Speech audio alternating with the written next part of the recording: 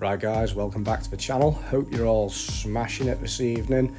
Tom forgot to do his intro, so I thought I'd better do it for him. As you can see here, he's just finishing off the battery tray area of the e30, so hopefully that'll be all good and solid and it won't need a replacement piece.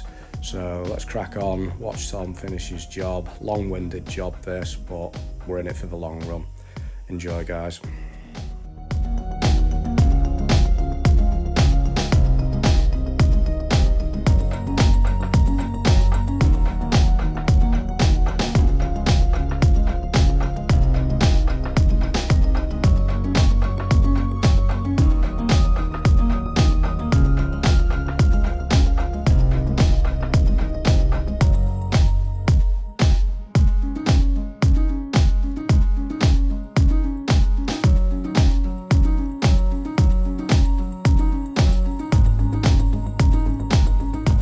Well, that's not gone too bad.